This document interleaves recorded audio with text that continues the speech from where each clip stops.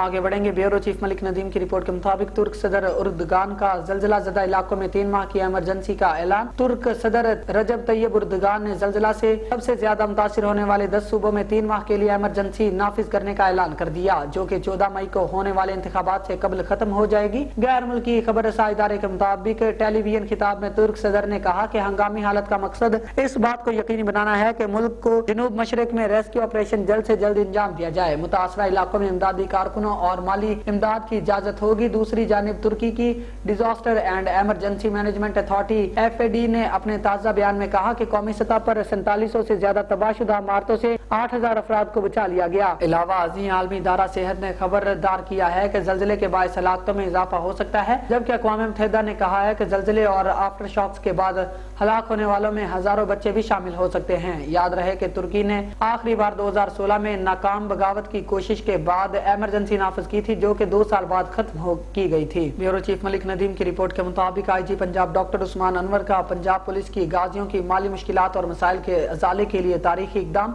IG Punjab ने सूबा के तमाम शोहदा, गाजियों, हाजिर सर्विस और रिटायर्ड मुलाजमीन के वेलफेयर केसेस को माह फरवरी में निपटाने की डेडलाइन मुकर्रर कर दी। IG पंजाब ने बम धमाकों, डाकुओं से मुकाबले और हादसे में माजूर होने वाले गाजियों में 32,50,000 के इमदादी चेक से तकसीम किए।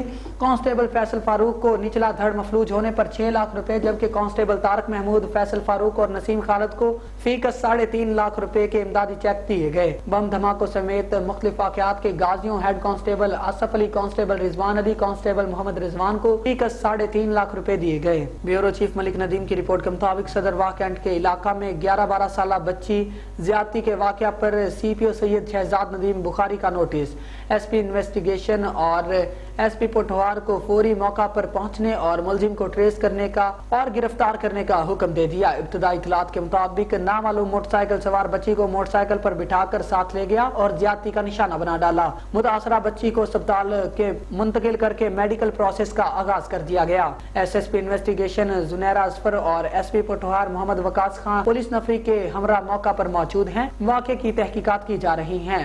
मुलजिमान को ट्रेस करके गिरफ्तार करने के लिए टीमें तश्कील दी गई हैं। बच्चों से ज्यादती पर 0 टॉलरेंस पॉलिसी अपनाई जाएगी। मुलविस मुलजिम को गिरफ्तार करके करारवा की सजा दिलवाई जाएगी।